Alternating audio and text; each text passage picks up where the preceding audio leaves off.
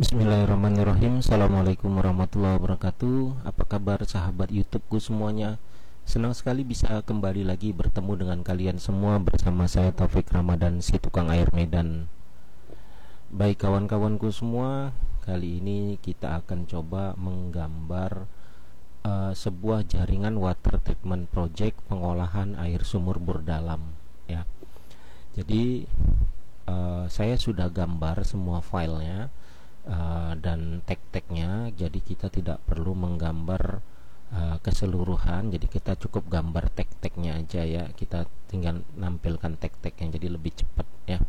Jadi kita gambarkan tagnya, ini adalah ilustrasi seolah-olah ini adalah output keluaran dari sumur bor. Nah, kalau seperti ini mungkin kalian semua sudah paham, bisa jadi ini adalah sumur bor pendek atau sumur bor dalam. Nah, untuk sumur bor pendek biasanya itu kedalamannya dimulai dari sekitar 6 meter sampai dengan 18 meter, itu masuk kategori sumur bor pendek. Kemudian ada sumur bor menengah, itu biasanya 30 sampai dengan 50 meter ya. 50 meter itu termasuk dalam kategori sumur bor menengah ya. Kemudian ada yang kedalamannya 100 meter ke bawah, itu termasuk udah masuk dalam kategori sumur bor dalam.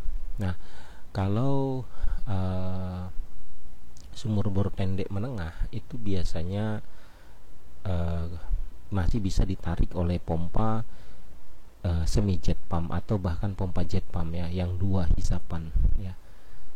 Nah, kalau yang ini kalau cuman dihisap oleh pompa yang kecil, misal sumur bor pendek, bisa dihisap dengan pompa yang kecil ya.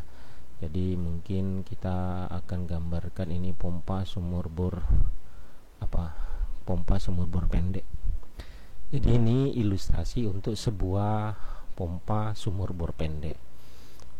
Tapi karena saya bilang tadi kita menggambar ini adalah seolah-olah sumber air ya, jadi silahkan kalian terapkan sumber air kalian seperti apa.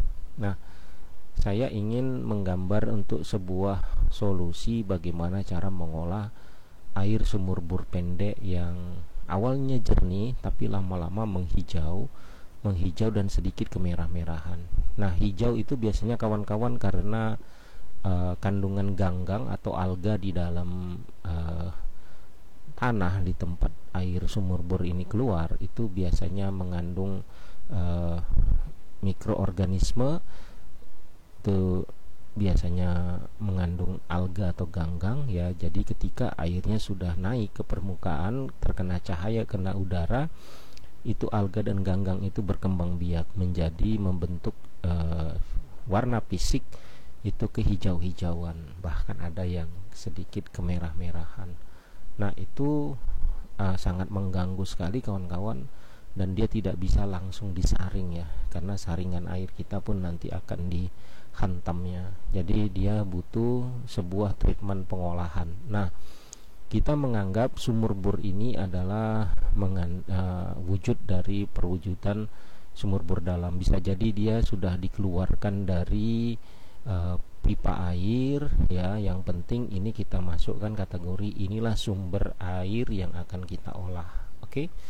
Nah, bagi kalian yang punya kasus di sumur bor pendek atau sumur bor menengah, ilustrasi ini kena sekali ya. Jadi kita gambarkan satu buah pompa ya. Ini pompa kalau kalian lihat nih, pompa PS135 ya. PS135 bisa juga PS230 atau semisal ya. Nah, pompa ini punya kecepatan air itu 35 liter per menit kalau yang untuk PS135, dan kecepatan 45 liter per menit untuk yang PS230. Kalau yang tidak pakai otomatis biasanya masuk kategori PS130 dan PS266 ya. Oke, ini contoh ya, contoh ilustrasi pompa. Kalian boleh pakai pompa semi jet pump ya, atau pompa-pompa semisal ya, itu terserah kalian ya. Jadi kalian bisa masuk pakai pompa apa aja, ini hanya ilustrasi ya. Jadi kalau misalnya kalian pakai sumur bor dalam mungkin pompa submersible, tapi kalau misalnya kalian pompanya misalnya semi jet pump ya, ada contoh seperti ini. Ini pompa SJ100. Sebentar.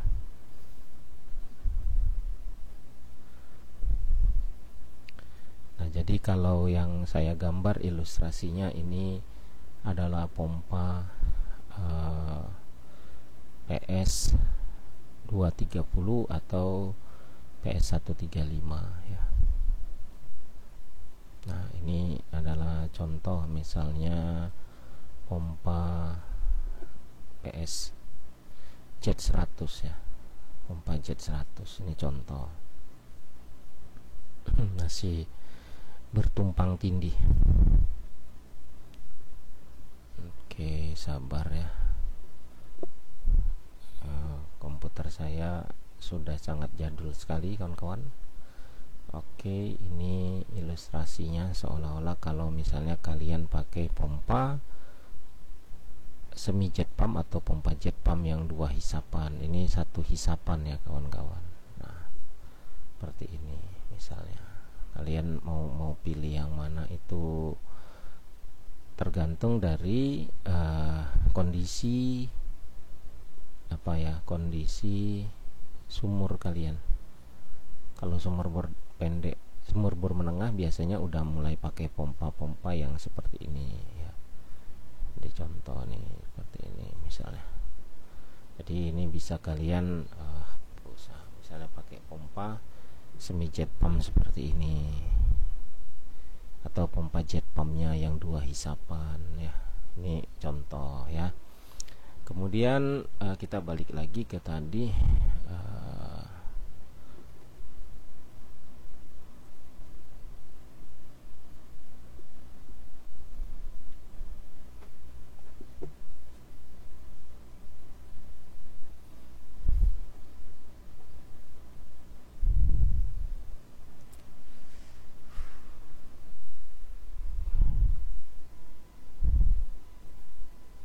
Kita hapus saja. Oke, ini kita anggap aja kita pakai pompa ini ya kawan-kawan. Nah, lalu keluaran dari pompa ini jangan langsung kalian gunakan ke tabung media ya.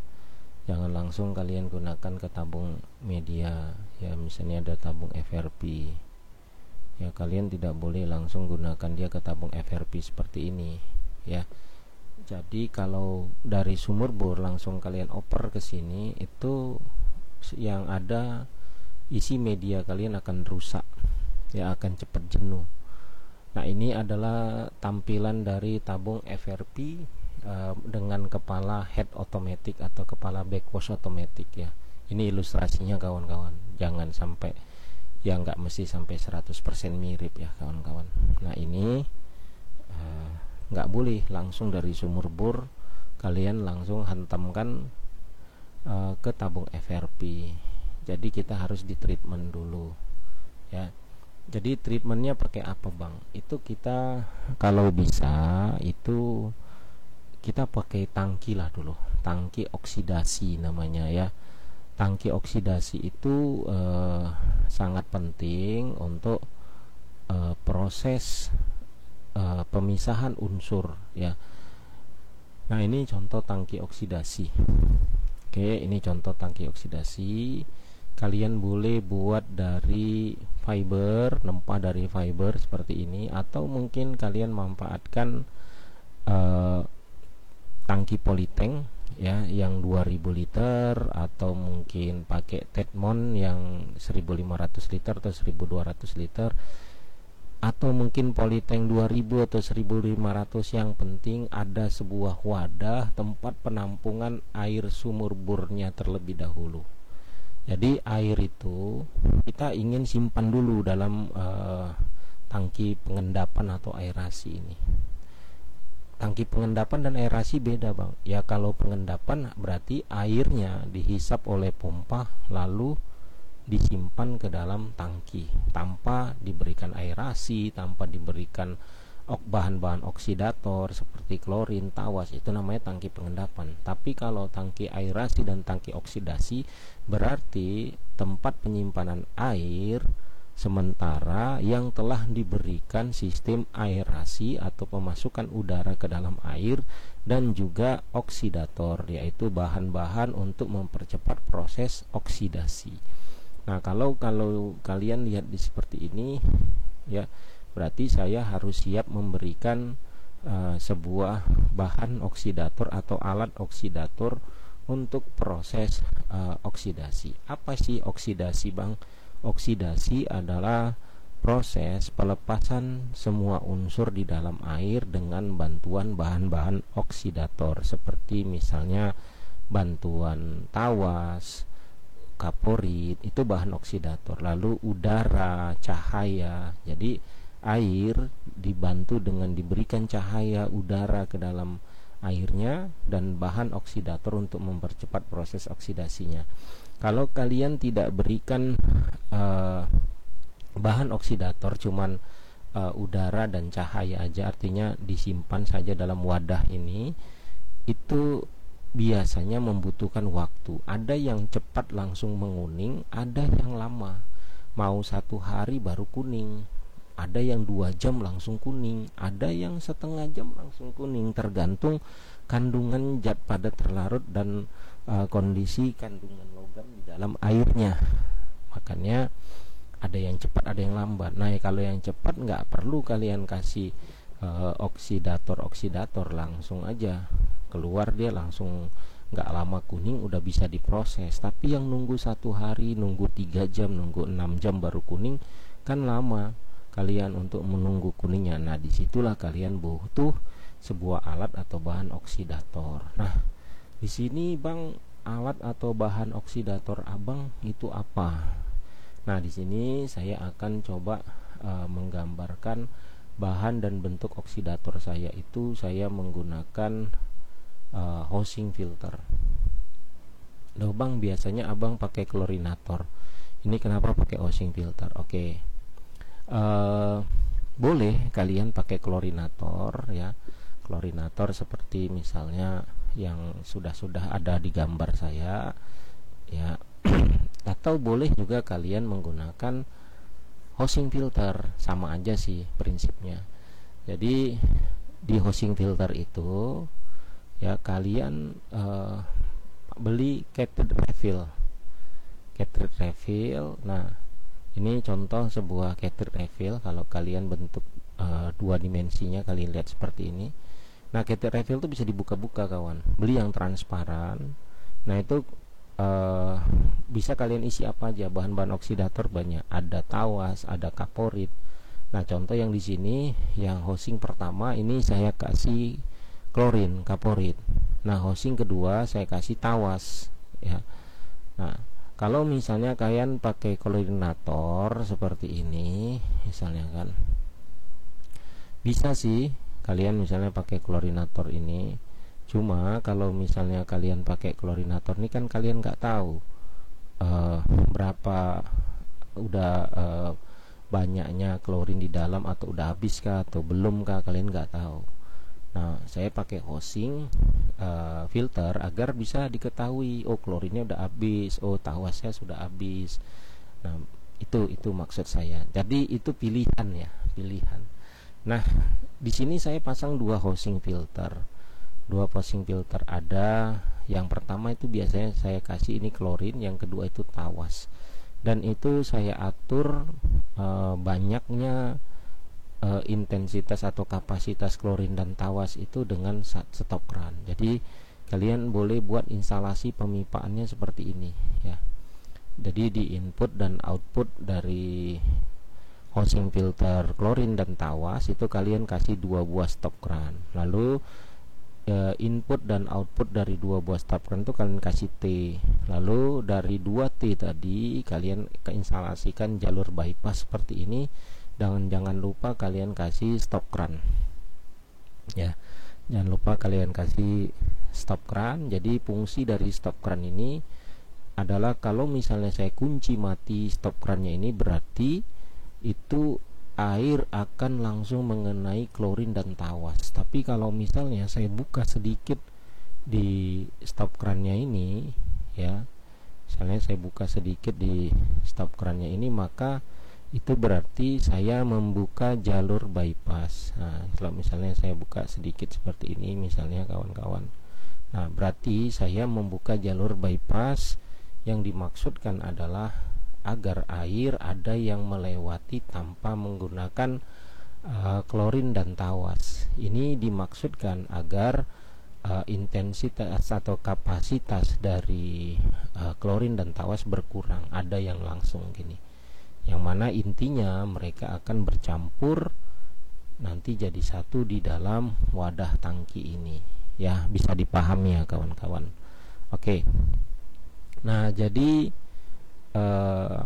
kita sudah ada misalnya ini tempat untuk klorinator dan tawas, lalu kita hubungkanlah instalasi pemipaannya itu dari pompa ya.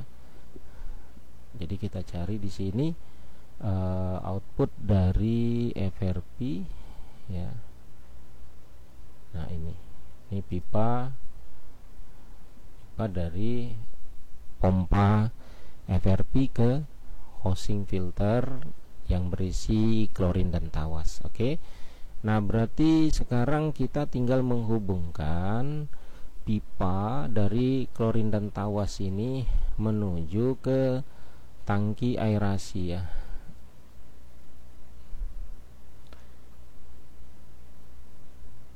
Jadi kita cari pipa output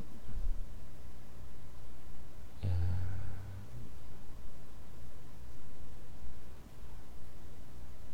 Sabar ya.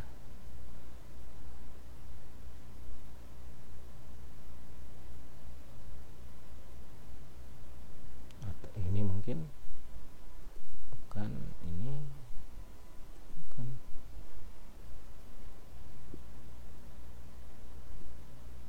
Pipa dari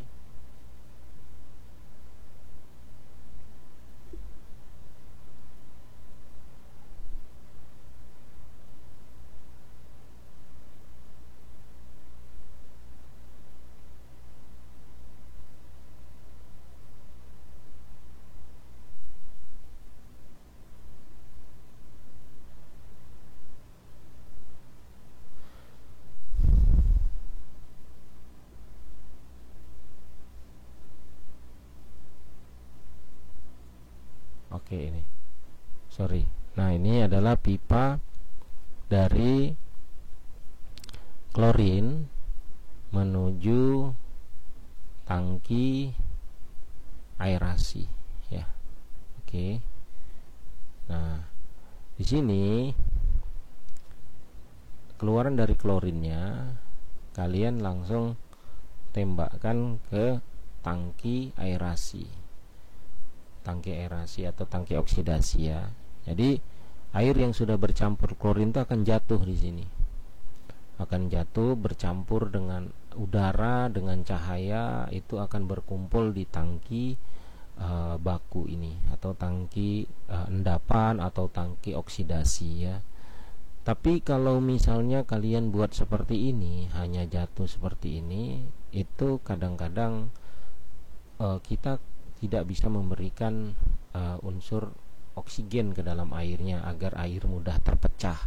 Walaupun kalau kalian lihat di sini ya, saya kasih T, kemudian ada elbow drat. Terus elbow dratnya ini kayak ada nepel bang. Ini hubungnya kemana? Nah, ini kalian nepelnya ada nepel selang. Ini kalian boleh pasangkan nanti ke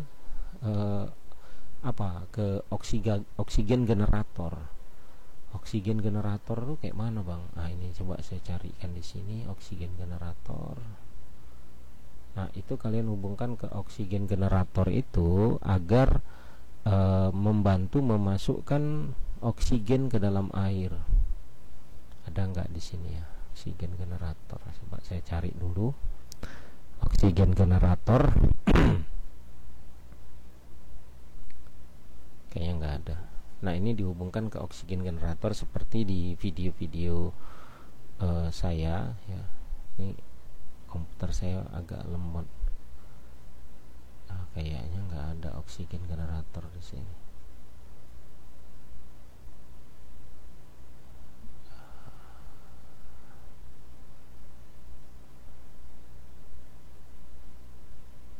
Oke, nggak ada. Nah, ini dihubungkan ke oksigen generator, atau kalian kasih lubang aja seperti ini. Adanya ketika dia menghantam ke bawah, itu udara ikut ketarik ke dalam. Tapi kalau ada oksigen generator, ini udara akan masuk dengan cepat dibantu dan akan mendorong, itu terjadi efek buih yang sangat banyak. Tapi kalau kalian buat seperti ini aja, itu tidak begitu banyak oksigen yang ketarik, tapi pasti ketarik gitu. Apalagi kalau kalian buatkan pipa aerasi. Pipa aerasi itu gimana bang? Kita buat pipa aerasi untuk agar airnya itu jatuh tidak hanya difokus ke satu titik, tapi kita pecah seperti ini. Nah, ini adalah pipa aerasi. Nah, ini pakai pipa 4 inci, bawahnya dikasih dop, atasnya dikasih dop, lalu ditempatkanlah ini input dari setelah klorin ya. Nah, ini input setelah klorin itu masuk ke pipa 4 inci, dan ini tembakannya. Nah ya, ini nanti masuk oksigen boleh. Dan dari pipa 4 inci itu kalian lubangi untuk jalur lubang pipa 3/4. Buat menyilang begini boleh, silang 4 boleh, silang 6 boleh, silang 8 boleh, terserah kalian. Nah, ini saya buat silang 4 aja dan saya lubangi.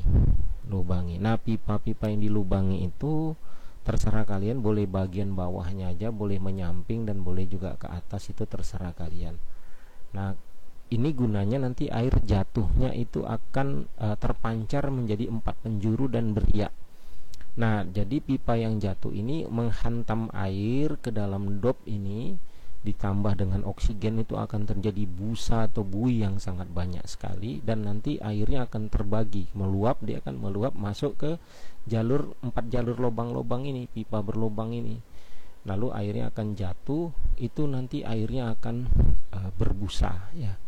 Berbusa itu biasanya kalau air berbusa karena kandungan kapur dalam airnya tinggi ya, dan juga biasanya karena kandungan alga juga bisa mengefekkan dia berbusa. Jadi kalau alganya tinggi atau logam juga tinggi, itu sering mengefekkan airnya jadi berbusa, dihantam dengan udara airnya seperti berbusa, seperti air sabun, padahal bukan air sabun ya kawan-kawan.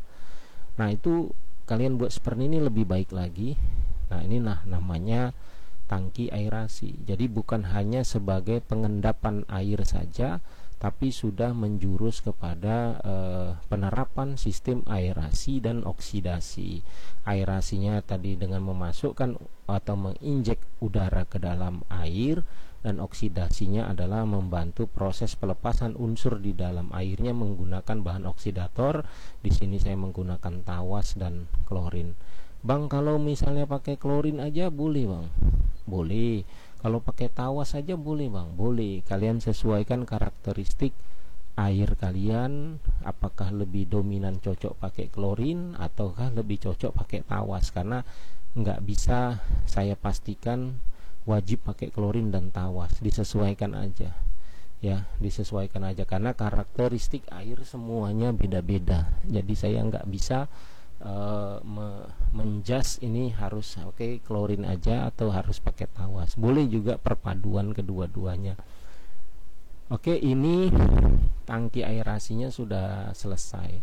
Lalu keluaran dari tangki aerasinya nanti kemana bang ya? Lalu kita cari dulu pipa output dari tangki aerasi ya.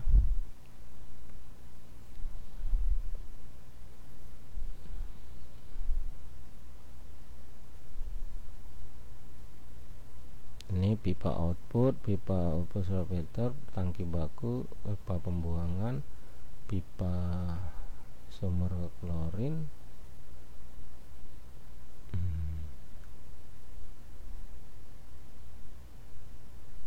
cari dulu kawan, karena saya lupa.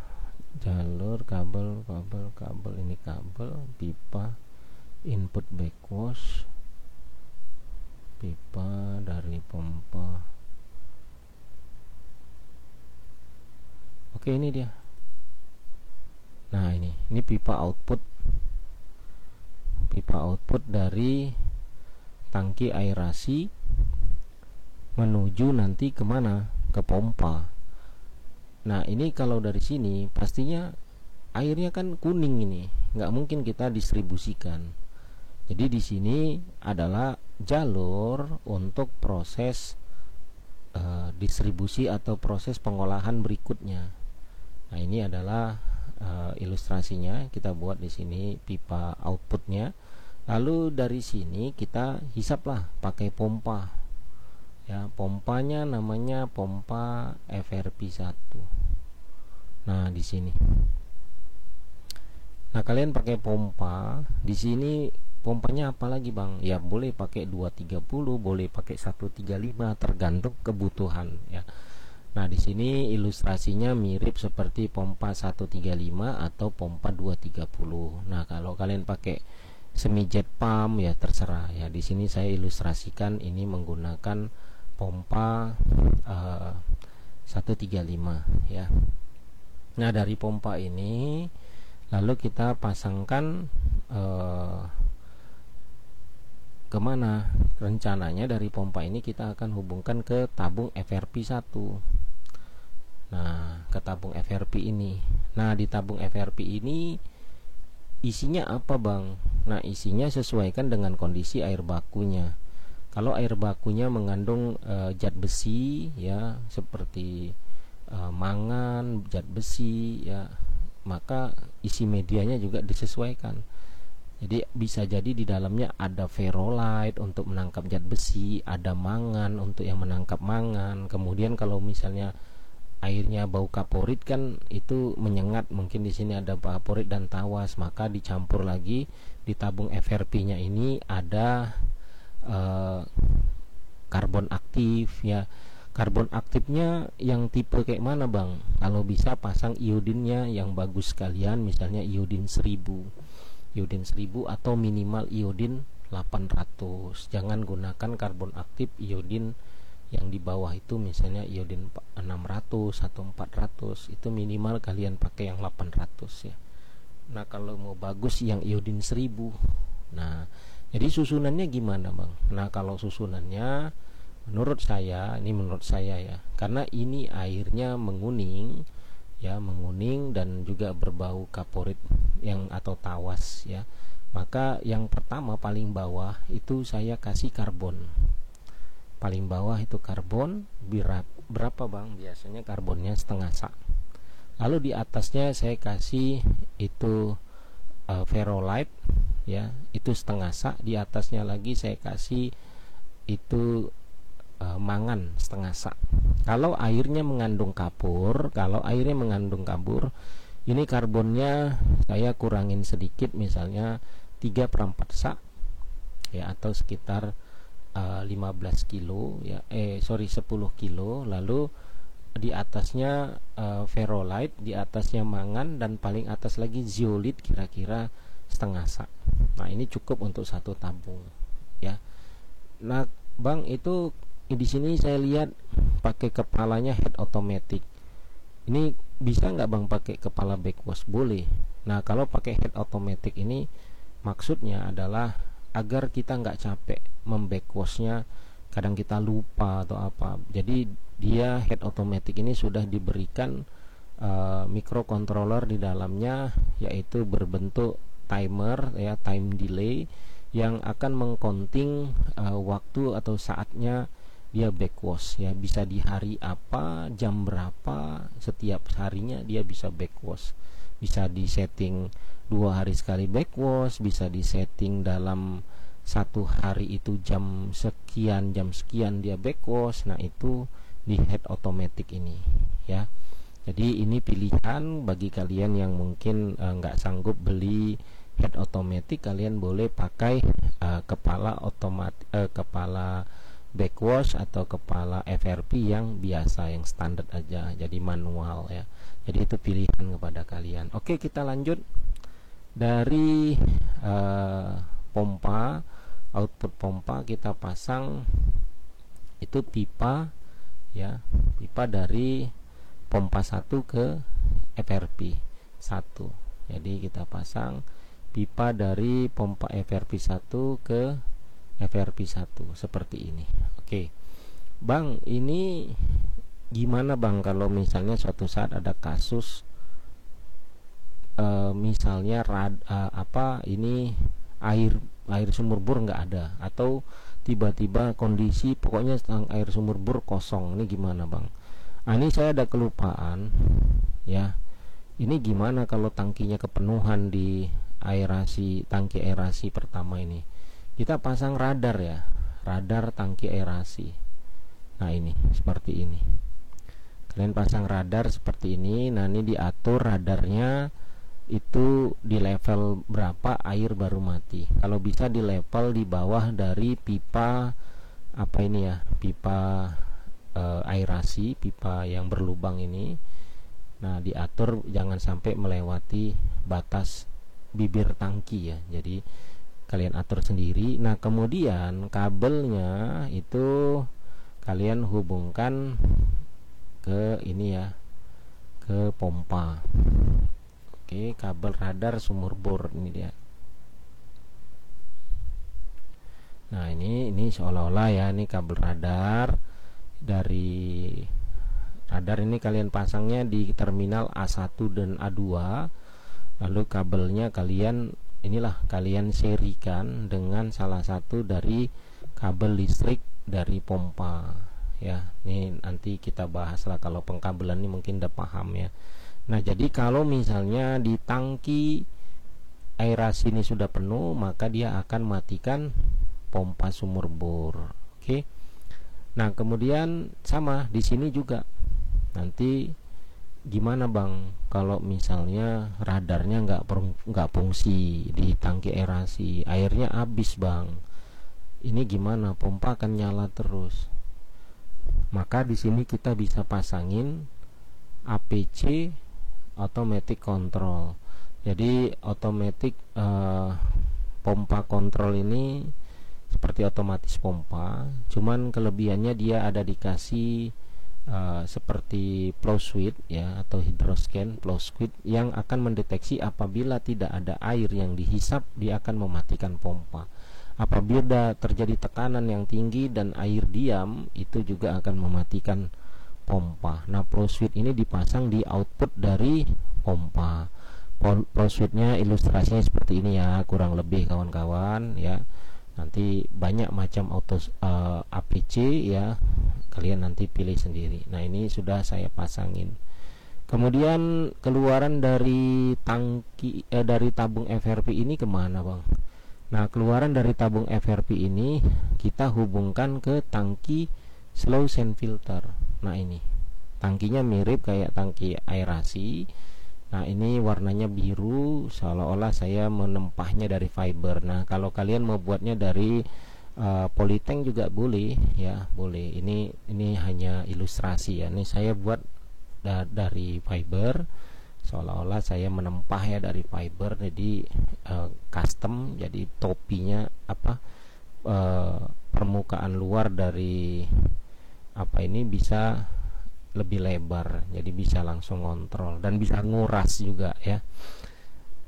Nah lalu keluaran dari pipa output dari pipa output dari FRP 1 ya ke tangki slow filter kita pasang ini.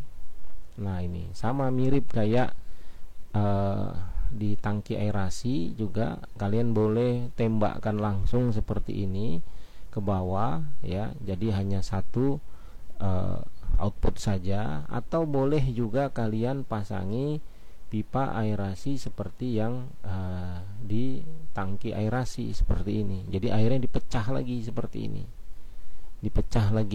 agar airnya mancur. Nah ini Bang kosong juga Bang, tangkinya ini nggak diisi media Bang. kayak sand filter itu namanya slow sand filter ada, ini kita kasih medianya ini. Nah medianya itu diukur sesuai dengan sesuai dengan kebutuhan.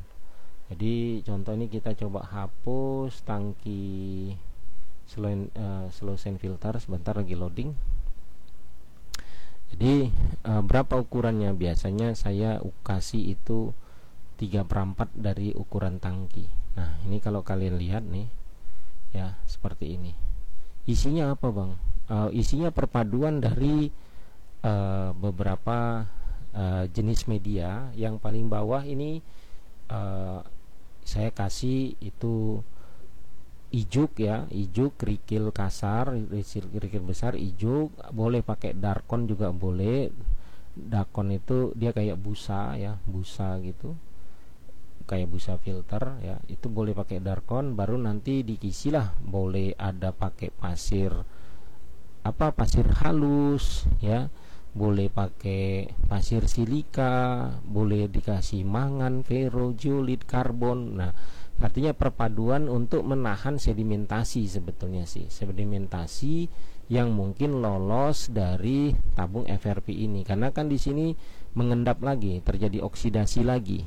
Nah karena terjadi oksidasi lagi itu kita khawatirkan itu akan keluar, itu kita tahan nanti sama media saring ini, kita tahan dengan media saring ini. Jadi kalau kalian lihat dia jadi seperti ini ya.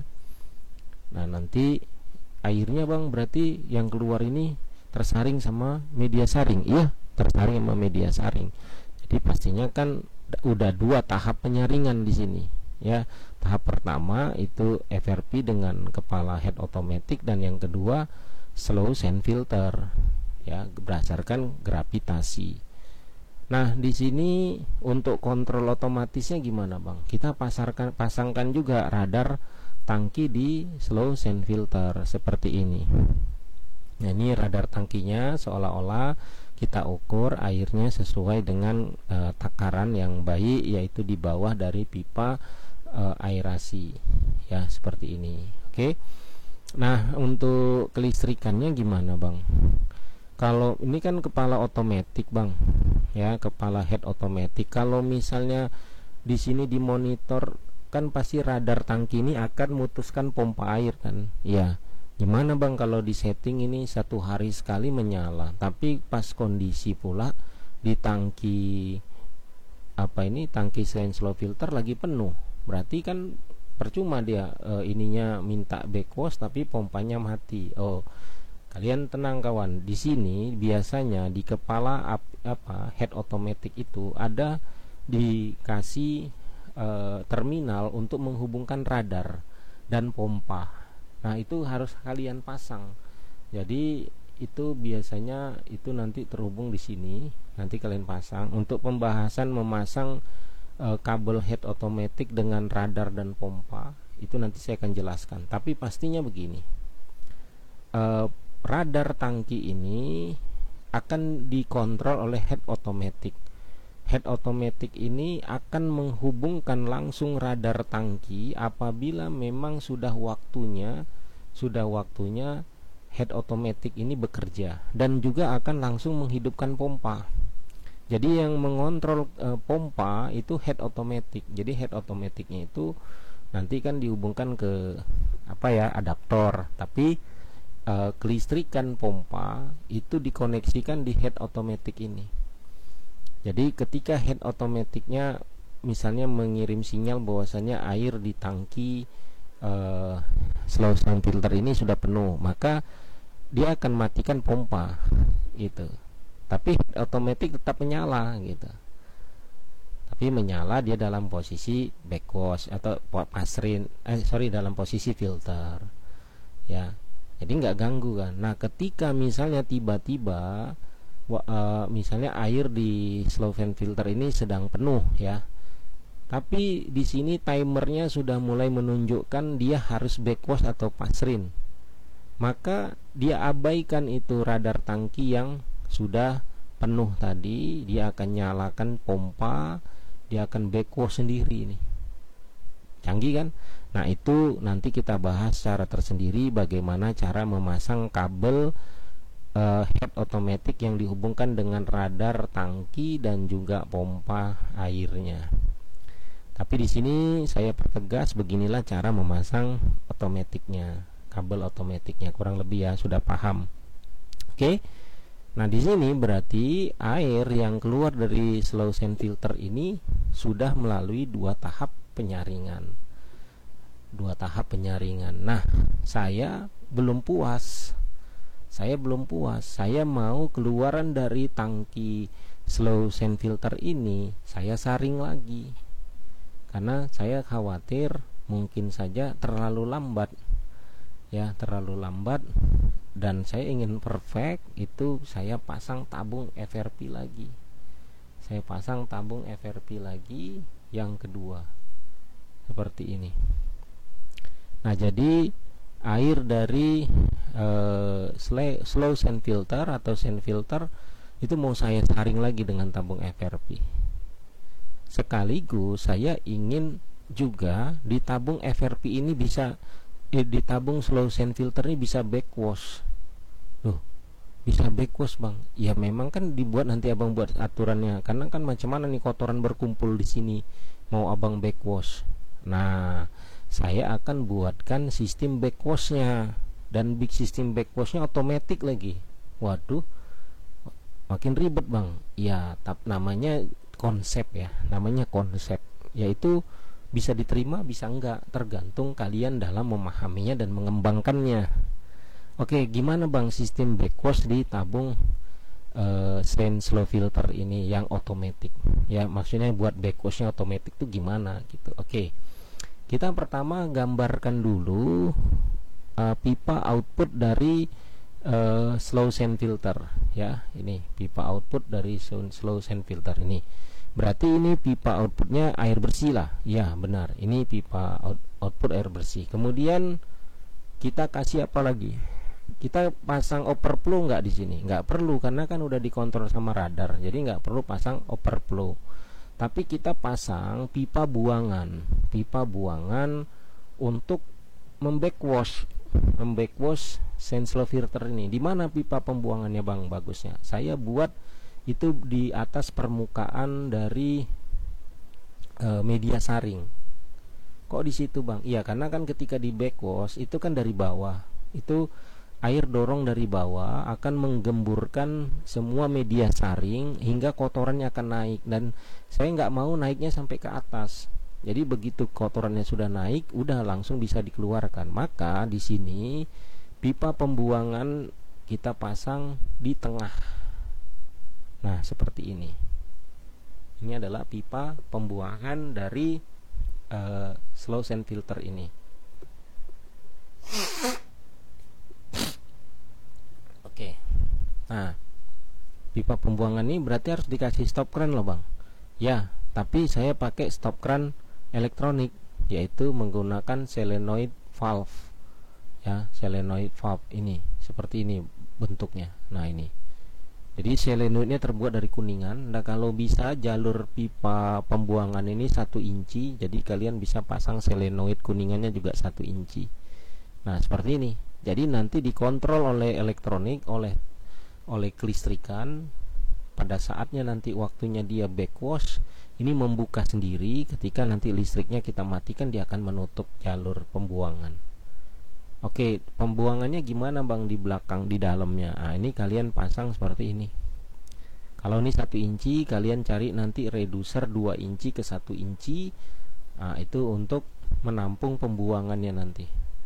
Pembuangan dari media saring ini yang membuangi kotoran kuning-kuning itu apa semua akan keluar dari sini. Dan biar pasirnya itu enggak ikut terbuang, atau media saringnya enggak ikut terbuang, nih kasih strainer ya, saringan. Nah itu kalian boleh menggunakan dop yang kalian iris-iris, atau ininya kalian tutup dop dulu, baru sambungannya kalian iris-iris agar cuman bisa masuk air, tidak bisa membuang kotoran, hanya bisa membuang air limbahnya saja. Oke. Nah di situ udah berarti pembuangan sudah. Nah gimana bang, mau menyuntikkan pipa backwash untuk mendorong air dari bawah ke atas. Nah, kita pasang lagi pipa untuk backwash ya. Jadi kita pasangkan pipa untuk backwash. Nah ini pipa untuk masuk ke dalam. Nah, ini pipa untuk masuk ke dalam. Lalu kita pasangkan juga ke dalamnya, kita pasangkan juga itu solenoid backwash. Bentar lagi loading. Kita pasangin solenoid untuk backwash, ini dia. Nah, ini contoh ya ilustrasinya. Ya, kita buat lubang, kita kasih soket, lalu pasangin pipa ya, ilustrasi ya kawan-kawan, nggak mesti sampai perfect. Nah, ini dipasangin juga keran elektronik atau solenoid valve ya. Nah, nanti dihubungannya kemana ini bang? Oke, bentar, kita gambarkan dulu pompa FRP yang kedua ini. Nah, ini pompa FRP kedua ya. Kita buat dulu pemipaannya ya. Dari FRP kedua itu kita pasang outputnya itu pipa seperti ini, pipa dari pompa FRP kedua ke input dari tabung FRP otomatis ya, FRP kedua. Nah, kemudian ini masih bahas cara backwash ya. Output dari pompa FRP yang kedua ini kita pasangkan pemipaan untuk pipa backwash ya. Untuk pipa backwash, cari di sini. Ini jalur backwash untuk slow sand filter. Nah, di outputnya ini dari pompa, di output dari pompa kalian kasih T, yang kalian hubungkan instalasi pemipaannya ke ini, ke tabung sand slow filternya, ke input untuk backwash. Loh, berarti bang, backwashnya pakai air bersih dari sand slow filter itu dikirimkan balik? Iya, benar. Jadi kan terjadi dorongan yang sangat besar di sini, terjadi dorongan yang sangat besar itu ke atas, dorongannya itu ke atas. Ya, terjadi dorongan yang sangat besar itu terdorong ke atas. Nanti di sini akan teradu-adu. Baru kita secara manual boleh, ataupun nggak usah manual. Ini kan akan teradu, itu kotorannya karena ini membuka itu akan membuangi kotoran terus. Dan air kan akan ngirim. Nah, ini akan teradu gitu. Oke. Nah, keluaran ini bang, kalau lagi backwash kalau abang bilang backwash, berarti kan harus dikunci bang dulu output dari pompa ini yang menuju FRP. Benar, kita pasang lagi di sini nanti solenoid shut off ini untuk memutuskan jalur ke tabung FRP.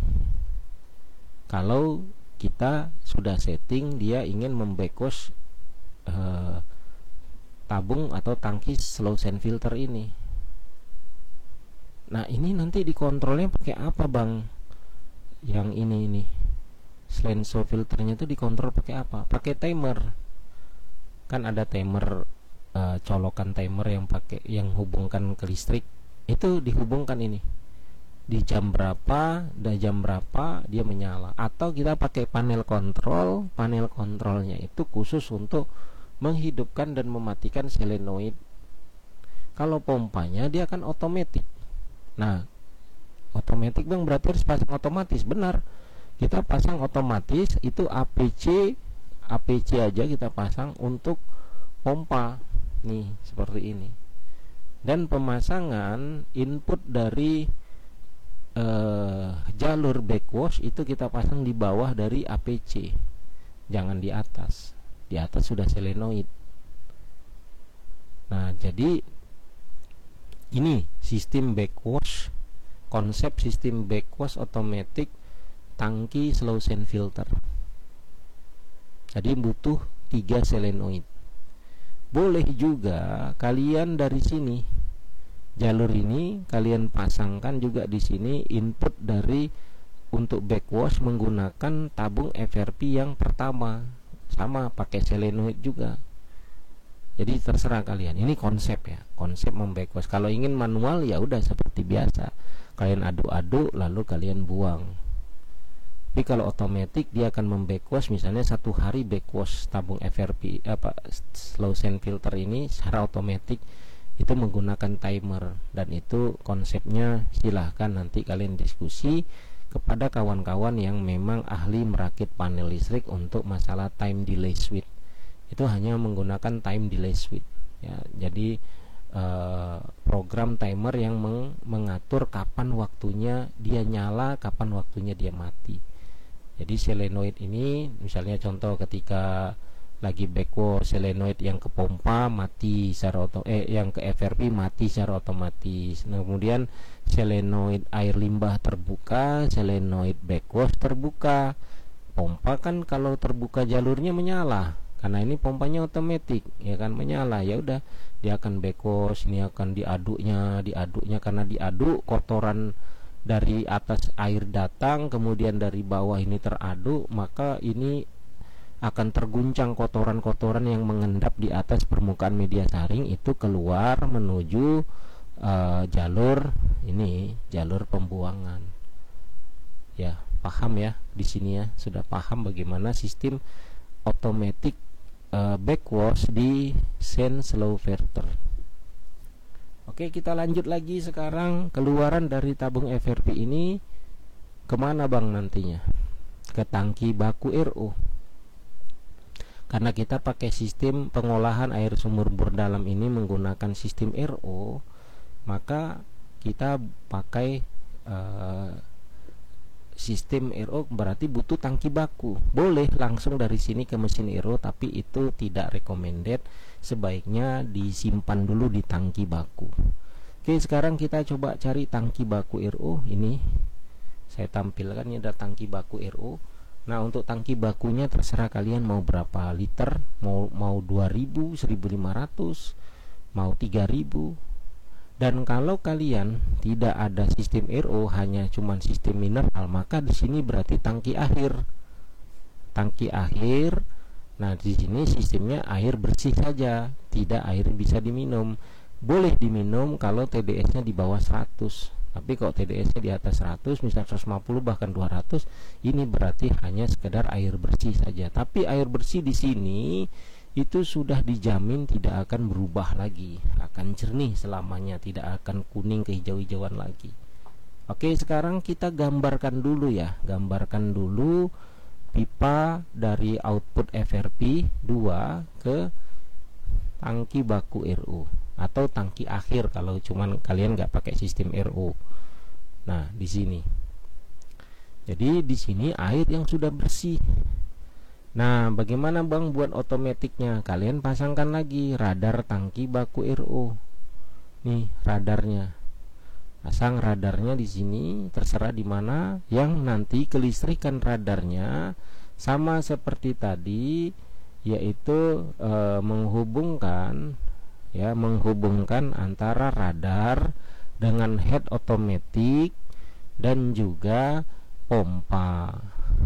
Ya, pompa. Nah, di sini karena pompanya otomatis, maka kalaupun tiba-tiba backwash ini timernya nggak mengganggu APC. Bang, tapi dimatikan sama ini bang, dimatikan sama radar. Macam mana ini bisa menyala? Nah, itu kita paralelkan juga nanti sistem kontrol APC ini itu dengan panel kontrol yang dihubungkan dengan sistem delay time switch dari selenoid. Nah, itu akan saya bahas tersendiri. Nah, boleh juga terpisah ya. Misalnya di sini kalian pakai pelampung bola aja, jadi nggak pakai radar, jadi biar pompanya standby terus.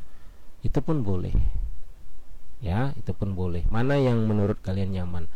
Nah, di tangki baku RO ini atau tangki akhir dari perjalanan air bersih ini, di sini airnya sudah bersih. Nah, kalau airnya TDS-nya masih tinggi, belum layak untuk diminum kalau kalian ingin buat isi ulang, atau kalian yang memang ingin memasangkan jaringan water treatment di rumah-rumah premium seperti villa, rumah pejabat, rumah instansi-instansi atau kantor, maka ini boleh dilanjut. Atau kalian punya industri rumah tangga yang harus membutuhkan air bersih seperti cuci sarang walet, atau mungkin es krim, atau pabrik minuman rumah tangga ya, yang jenis industri rumah tangga yang butuh air betul-betul tidak berubah warna dan TDS-nya rendah, maka kalian boleh ngelanjut ke mesin RO. Kalian boleh tambahin di sini ada mesin RO. Nah, ini. Nah, ini mesin RO. Mesin RO yang saya gunakan sebagai ilustrasi demo ini adalah mesin RO 6000 GPD.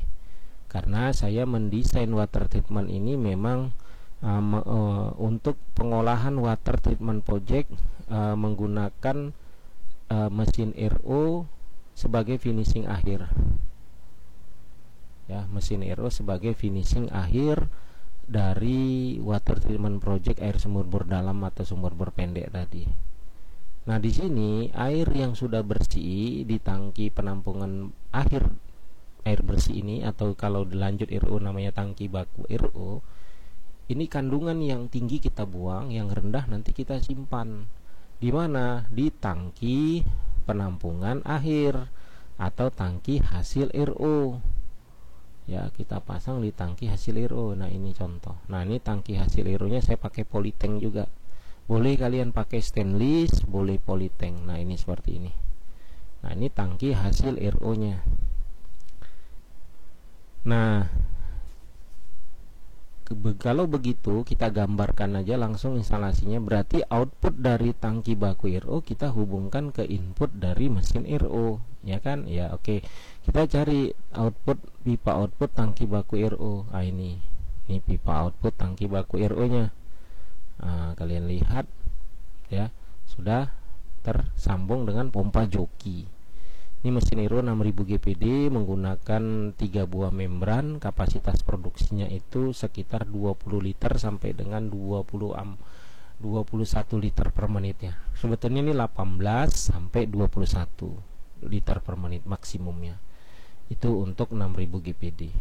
Nah, di sini 6000 GPD-nya setiap membran saya pasang flow meter. Jadi kita tahu membran mana yang sudah mulai sumbat. Ya, yang nanti outputnya di paralel jadi satu sih. Jadi kita bisa tahu mana membran yang sudah mulai sumbat. Nah, yang ini adalah flow meter untuk mengetahui air limbah. Ini pengatur tekanan RO. Ini pressure gauge untuk air input dan tekanan membran. Ini panel kontrolnya, ada TDS monitor. Nah, ini masih manual, belum pakai ROC 2015. Kita ya, ini ilustrasi ya kawan-kawan, ilustrasi mesin RO 6000 GPD ya, kurang lebih seperti itu ya, seperti ini. Oke. Nah, kita pasang jalur air bersihnya dulu ya. Nah, ini jalur air bersih, ini kita pasang pipa dari air bersih, pipa hasil RO. Nah, ini pipanya sudah terpasang menuju ke tangki hasil RO. Oke. Nah, di sini. Oke, ini dia. Ya, sudah terpasang. Dan jangan lupa kalian pasangi radarnya juga. Ya, radar tangki RO. Tangki hasil ini. Yang kelistrikannya mengontrol panel kontrol. Oke, ini kabelnya sudah terhubung, yang dia menghubungkan ke panel kontrol dari mesin RO 6000 GPD. Ya, ini ilustrasi ya. Jadi dia nanti memutuskan mesin RO apabila air di tangki hasil RO sudah penuh sampai levelnya, dan akan menyalakan mesin RO apabila air di tangki hasil RO berkurang sesuai dengan level yang ditentukannya. Oke. Nah, ini tinggal air limbahnya, Bang. Oke, air limbahnya ini ya, ini output limbah dari flow meter. itu kita pasangin pipanya, pipa air limbah. Ini pipa air limbah RO. Nah ini pipanya kemana bang? Terserah ya, kalau kalian krisis air limbahnya boleh kalian kembalikan lagi ke tangki baku pertama ini, tangki baku RO, atau kalian kunci mati, kalian buang ke tangki slow sand filter ini. Ataupun kalau kalian tidak mau, kalian kunci mati, kalian buang di tangki aerasi ini. Atau kalau kalian pun tidak mau karena takut mengkontaminasi, boleh kalian buang langsung ke saluran pembuangan limbah RO. Jadi air RO nya tidak dimanfaatkan, langsung dibuang ke jalur pembuangan air limbah ini ya. Terserah kalian mau kemana, sesuai dengan kondisi. Kalau krisis air balikan lagi. Kadang ada kita pasang water treatment project itu orangnya nggak mau airnya dibuang, dia mau diolah lagi. Padahal kalau diolah itu bisa bikin efek TDS air naik, bahkan membran bisa jadi ada penyumbatan karena mengolah lagi air buangan. Oke. Nah kemudian ini keluaran dari tangki hasil RO ini gampang ya, kita tinggal pasang pompa air distribusi. Nah di sini udah kita dudukkan pompa air distribusi, lalu kita pasang pipa output dari tangki hasil RO ke pompa distribusi seperti ini. Ini kita pakai pompa semi jet pump yang stainless SJ60 atau SJ80 atau semisal.